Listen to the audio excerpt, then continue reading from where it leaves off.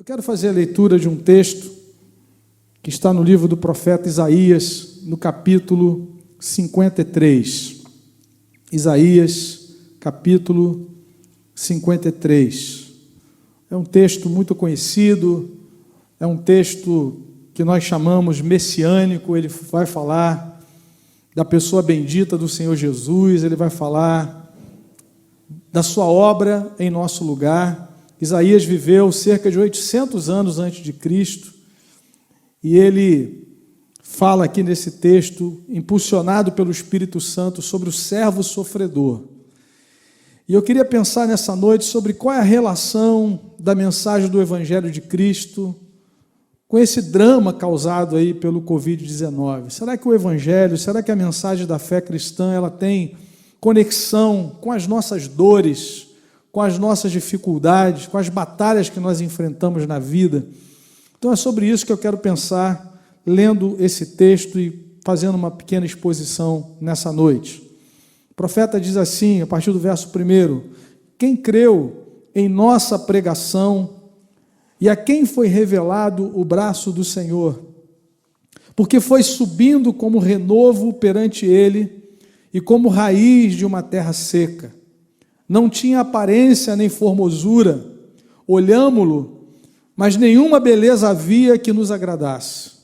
Era desprezado e o mais rejeitado entre os homens, homem de dores e que sabe o que é padecer. E como um de quem os homens escondem o rosto, era desprezado e dele não fizemos caso. Certamente ele tomou sobre si as nossas enfermidades e as nossas dores levou sobre si. E nós o reputávamos por aflito, ferido de Deus e oprimido.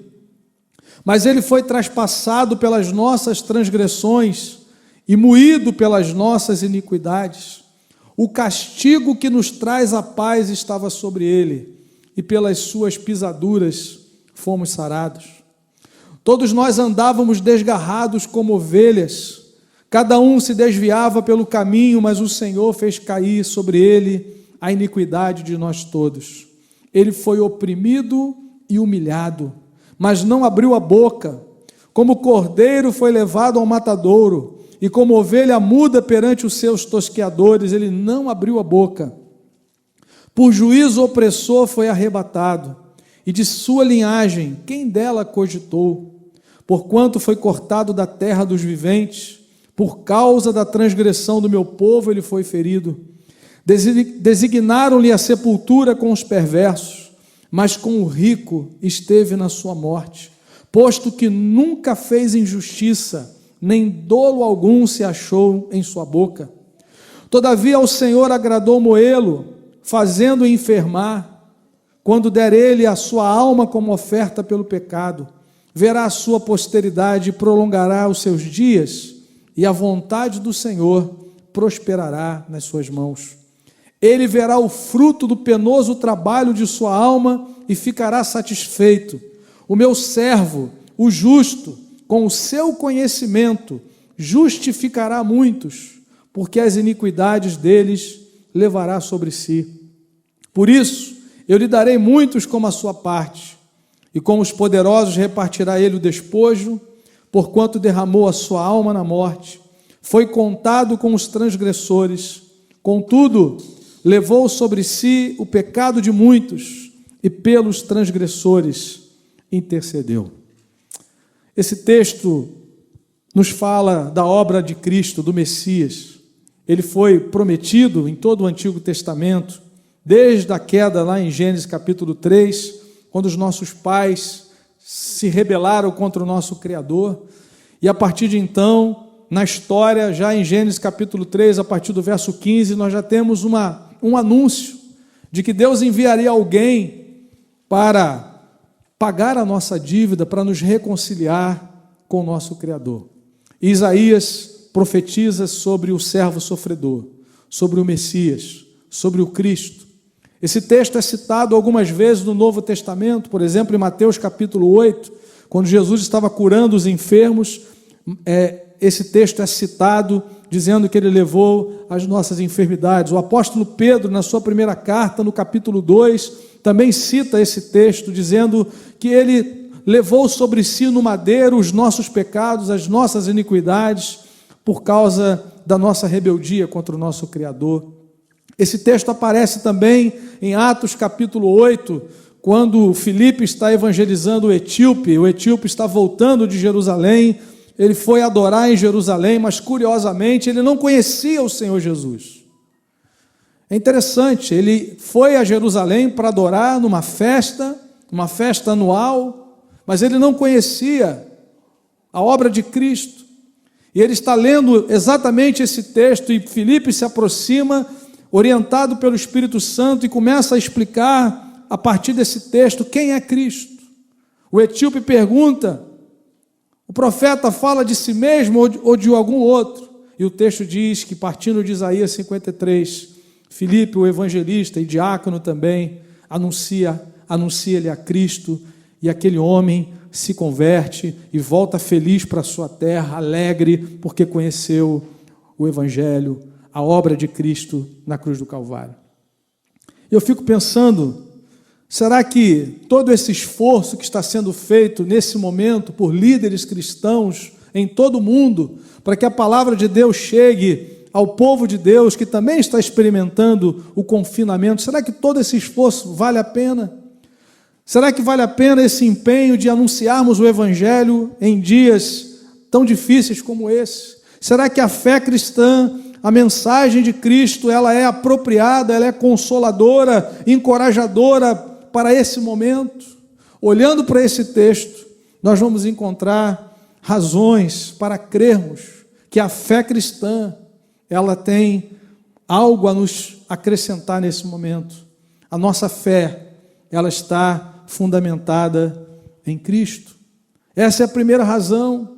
Eu creio que a mensagem da fé cristã é apropriada para quem enfrenta tempos de sofrimento, porque o fundamento da fé cristã é a pessoa do Senhor Jesus e a sua obra.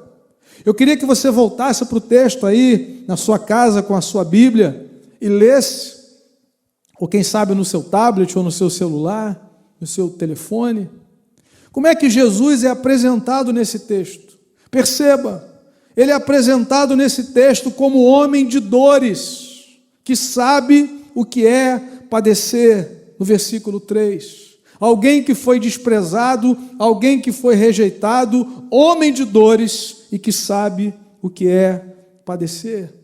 Ele é apresentado nesse texto como aquele que levou sobre si as nossas enfermidades, as nossas dores. Diz o versículo de número 4. Ele é apresentado como aquele que foi ferido por causa das nossas transgressões e moído pelas nossas iniquidades. No versículo de número 5. Ele também é apresentado como aquele que foi castigado, golpeado, para que nós recebêssemos a sua paz. O profeta diz que o servo sofredor, o Messias, o Cristo, foi aquele que foi oprimido, afligido, que foi levado como ovelha ao matadouro, foi cortado da terra dos viventes. Em seu sacrifício na cruz, ele se tornou o pagamento da nossa expiação e ele foi sepultado. Percebam, amados, essa pessoa a quem o profeta se refere é o Filho de Deus, que deixou a sua glória, que se identificou conosco. O Evangelho de Jesus não é uma tentativa humana de irmos até Deus pelo nosso esforço, mas é Deus vindo ao nosso encontro, pisando esse planeta. Esse texto nos fala da identificação de Jesus com as nossas dores, dores causadas pela separação do nosso Criador, pela nossa rebeldia. O texto nos fala que tão somente Ele é a esperança de uma reconciliação do nosso Senhor, que também na Bíblia é apresentado como pastor, das ovelhas que nos desgarramos, para seguirmos os nossos próprios caminhos. Diz o versículo 6, todos nós andávamos desgarrados como ovelhas, cada um se desviava pelo caminho, estabelecemos os caminhos do nosso coração, mas o Filho de Deus pisou esse planeta para se identificar conosco, com os nossos pecados. Por isso ele se fez maldição em nosso lugar, para se identificar com as nossas dores. Jesus estava onde estavam as pessoas com dores profundas. Nós o vemos tocando em pessoas que estavam em quarentena, os leprosos, por exemplo. Jesus toca em pessoas enlutadas. Ele vai chegando na cidade de Naim, vai saindo ali o enterro do filho único de uma viúva. E Jesus se compadece daquela mulher e disse: mulher, não chores.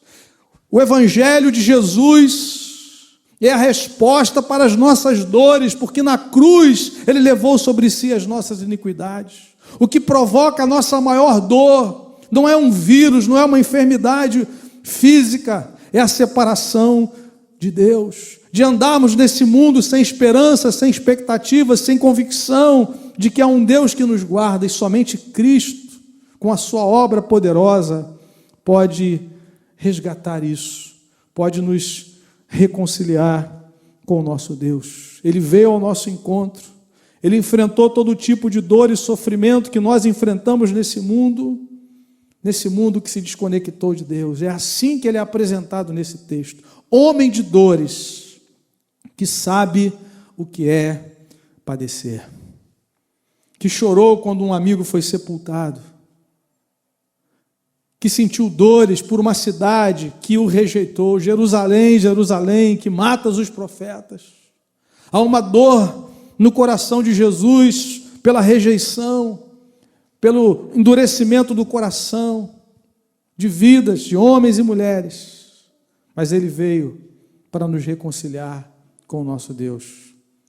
Em segundo lugar, eu creio que a mensagem da fé cristã é apropriada para quem enfrenta tempos de sofrimento, porque o sofrimento de Cristo na sua obra foi coroado com a sua vitória sobre a morte.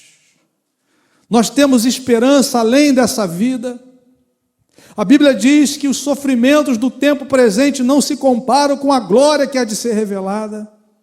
E a nossa esperança é fundamentada na vitória de Jesus sobre a morte. Depois de apresentar esse quadro de tamanha dor, homem de dores, que sabe o que é padecer, que foi afligido, que que enfrentou dificuldades pelas suas pisaduras, fomos sarados. Depois de falar de tudo isso, o profeta, a partir do verso 10, nos fala da alegria como resultado dessa obra, da alegria do Messias, de Cristo. Verso 10, todavia ao Senhor agradou moê-lo, fazendo-o enfermar. Quando der ele a sua alma como oferta pelo pecado, verá a sua posteridade, prolongará os seus dias, a vontade do Senhor prosperará nas suas mãos. No versículo 11, ele verá o fruto do penoso trabalho de sua alma e ficará satisfeito. Há uma alegria quando uma vida se volta para Deus. Eu entendo, amados irmãos, que esse é um tempo em que Deus está chamando homens e mulheres ao arrependimento, a reconhecerem que são pecadores, a reconhecerem que Jesus Cristo é o único Salvador. E quando isso acontece, o texto diz que ele fica satisfeito, porque ele vê prosperar o fruto do penoso trabalho da sua alma, que o que ele fez na cruz é tão poderoso, que é capaz de salvar, que é capaz de perdoar pecadores, que é capaz de confortar vidas para a glória do seu nome. Essa alegria é resultado também da vitória dele sobre a morte, porque o texto diz que ele vive agora para interceder por aqueles que ele morreu, por quem ele morreu, diz o versículo 12, ele intercede por esses pecadores. E no Novo Testamento nós vamos encontrar essa verdade, que Jesus, após ter concluído a sua obra perfeita de redenção, de pagar o preço pela nossa salvação, ele se assentou. Hebreus capítulo 1, nós encontramos essa afirmação.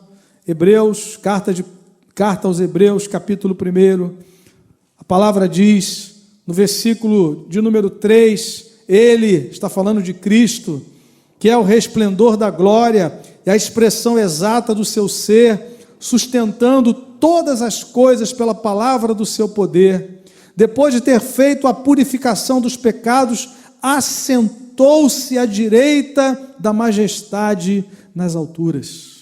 Jesus assentou-se à direita depois de ter feito a purificação dos pecados. Ele assentou-se porque a obra foi concluída perfeitamente.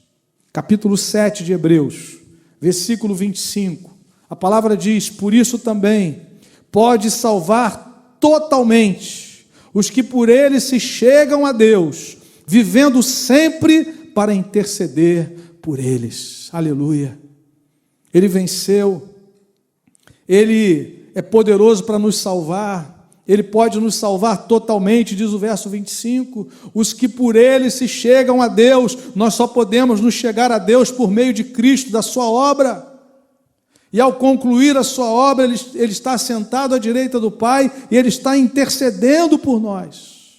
Como isso pode ser possível se Ele não tivesse vencido a morte? Por isso, querido, a fé cristã é a resposta para as dores desse tempo. Nós cremos na vida eterna. Nós temos uma esperança que vai além desse tempo marcado por dores. Primeira carta de Pedro, capítulo 1, no versículo 3, Pedro diz assim, 1 de Pedro 1:3, bendito o Deus e Pai de nosso Senhor Jesus Cristo, que segundo a sua muita misericórdia, nos regenerou, nos gerou de novo, nos deu uma nova vida, para uma viva esperança, mediante a ressurreição de Jesus Cristo dentre os mortos. A nossa esperança, ela tem como fundamento a ressurreição do Senhor Jesus Cristo. Por isso, amados, a fé cristã, a mensagem do Evangelho de Cristo, ela é apropriada para todo o tempo da nossa existência na terra, mas também para dias difíceis. Porque a mensagem do Evangelho está fundamentada na pessoa e na obra de Cristo. Primeiro, na sua identificação com as nossas dores. Ele veio ao nosso encontro. O Evangelho não é teoria. O Evangelho se baseia na vinda de Cristo para esse mundo, vivendo nesta terra. O Verbo se fez carne, o Deus eterno se fez homem, pisou esse planeta, lidou com dores, com luto, com enfermidades, ressuscitou mortos, tocou pessoas leprosas, pessoas que estavam de quarentena, pessoas que não podiam mais conviver com a sociedade. O Evangelho de Jesus é apropriado para tempos de crise também, porque ele nos aponta uma esperança que vai além desse tempo, uma esperança que vai além desse mundo, porque Jesus conquistou para nós vida e vida eterna. Aleluia.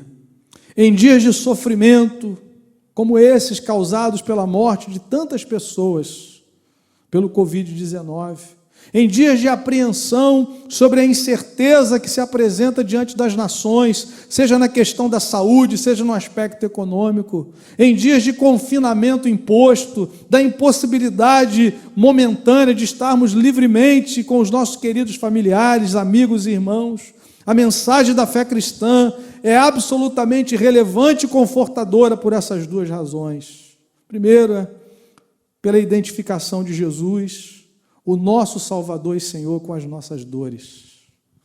Quando você vai para Mateus capítulo 9, versículo 35 em diante, a Bíblia diz que Jesus olhou para as multidões e quando ele via as multidões, ele se compadecia delas, porque estavam aflitas e exaustas, como ovelhas sem pastor.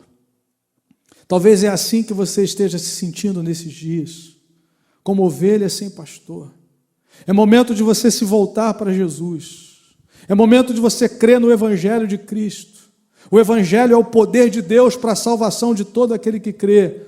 porque a mensagem central do Evangelho é que Cristo veio a esse mundo, morreu em nosso lugar, foi sepultado, mas ressuscitou ao terceiro dia, venceu a morte, e se importa com as nossas dores. Não é um Deus insensível, mas também a fé cristã é relevante para esses dias, porque Jesus venceu a morte. Ele estabeleceu nos corações daqueles que creem nessa mensagem uma esperança que vai além desse mundo e dessa vida, a certeza da vida eterna com a nossa futura ressurreição. Quando Paulo escreve a sua primeira carta aos Tessalonicenses, ele vai tratar dessa verdade, vai tratar da vinda do Senhor Jesus, vai tratar da ressurreição futura. E ele diz, 1 Tessalonicenses capítulo 4, a partir do versículo 13, uma palavra muito apropriada para os nossos dias, para nós, filhos de Deus. Não queremos, porém, irmãos, 1 Tessalonicenses 4, 13, em diante, que sejais ignorantes com respeito aos que dormem, para não vos entristeceres como os demais que não têm esperança. Paulo diz já no primeiro século que naqueles dias existiam pessoas sem esperança.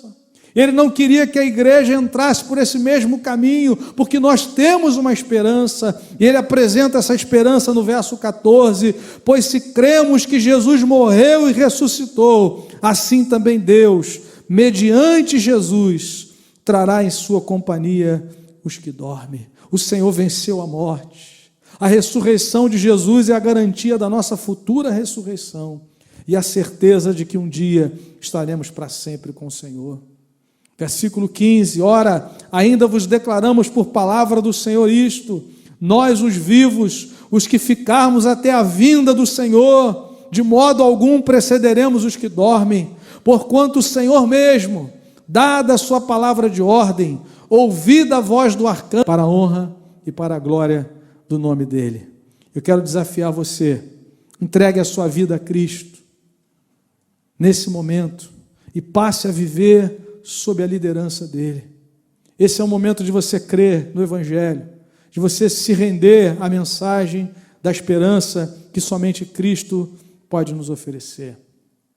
E você, meu irmão, minha irmã, creia que o Senhor não está ausente ou insensível a todas as dores desse tempo. Ele é poderoso, diz a Escritura, Ele é o nosso socorro bem presente nas tribulações. Confie nele, interceda, permita que a palavra de Deus habite ricamente a sua mente, o seu coração, ore com a sua família, testemunhe e confirme a sua esperança na ressurreição futura e na vida eterna que somente Cristo pode nos dar. Que o Senhor te conforte nessa noite, que o Espírito Santo renove as suas forças, fortaleça a sua fé, em nome de Jesus. Que a sua mente seja guardada, o seu pensamento, suas emoções, pela palavra de Deus. Habite ricamente em vós a palavra de Cristo. Continue lendo a Escritura, continue mantendo comunhão com o Senhor, orando, buscando a face de Deus, porque Ele, querido, só Ele pode nos dar esperança, pela obra que Ele realizou em nosso lugar, pela presença do Seu Espírito Consolador em nossas vidas. Nós vamos vencer, confiando na palavra de Deus, confiando na pessoa bendita de Jesus, confiando na presença do Espírito Santo, orando uns pelos outros, descansando nas promessas de um Deus que não falha. Amém, querido? Em nome de Jesus. Nós vamos ter mais um momento de oração, vamos depois cantar uma canção, em nome do Senhor Jesus. Esteja junto aí da sua família agora. Nós vamos orar por você, pedindo a bênção de Deus sobre a sua vida, sobre a sua casa. Deus querido, nós te louvamos, Senhor, porque o Senhor veio ao nosso encontro, na pessoa do seu Filho amado, seu Filho perfeito, que não conheceu o pecado, diz a tua palavra, foi tentado em todas as coisas a nossa semelhança, mas nunca pecou.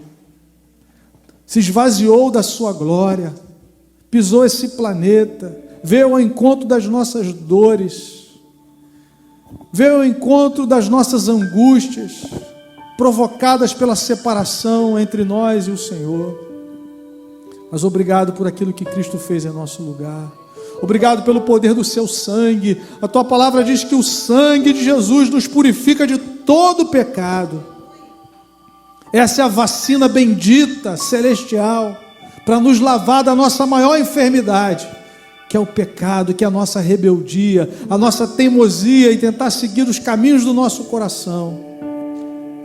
Por isso o texto diz que nós andávamos desgarrados, mas o Senhor nos buscou, o Senhor nos encontrou através do seu Filho na cruz do Calvário, e ao terceiro dia Ele rompeu os grilhões da morte, ressuscitou dos mortos e nos garantiu a vida eterna e a certeza da nossa ressurreição futura.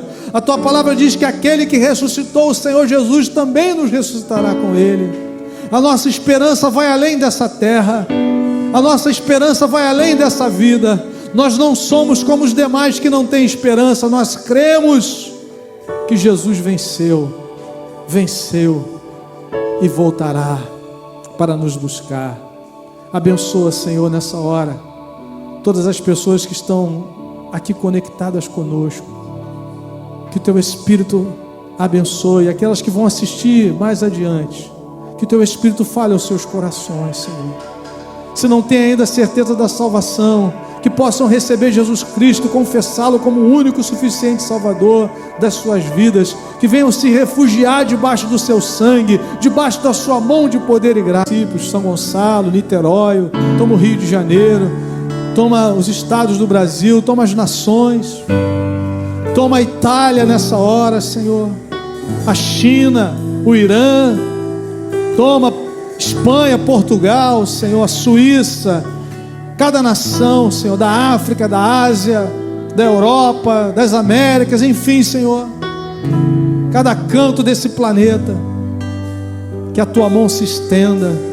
Pai, nós intercedemos também nessa hora pelos profissionais da saúde que têm trabalhado, que têm se desdobrado. Guarda essas vidas, renove as suas forças, livra-nos também de serem contaminados, Senhor amado. Tem misericórdia dessas vidas, que haja paz na sua mente, nas suas mentes, nos seus corações, para a glória do teu nome. E Senhor, nós confiamos que tu és poderoso para reverter essa situação, repreender toda a mortandade, Senhor, em nome de Jesus, trazendo vida, e que tudo que o Senhor tem planejado para esse tempo, aquilo que o Senhor está fazendo, Pai amado, no mundo, nós possamos ver o teu nome sendo engrandecido. As nações fechadas ao teu evangelho que possam se abrir, para que essa mensagem de esperança possa abençoar vidas, Pai. Ah, Senhor, é um sinal. O Senhor está estabelecendo a realidade da tua presença nas nações. O Senhor está mostrando que é um Deus além, acima de todas as coisas, um Deus que age em toda a terra. Tu és o temor, Senhor, de toda a terra. Oh Deus querido, manifesta a tua glória, que milhares e milhares de vidas recebam a Jesus Cristo como seu Salvador, para a tua glória. Tua palavra diz, quando essas coisas começarem a acontecer, ergam a cabeça, porque a redenção de vocês se aproxima. E nós estamos aguardando esse dia bendito, quando estaremos para sempre com o Senhor, em nome de Jesus. Amém.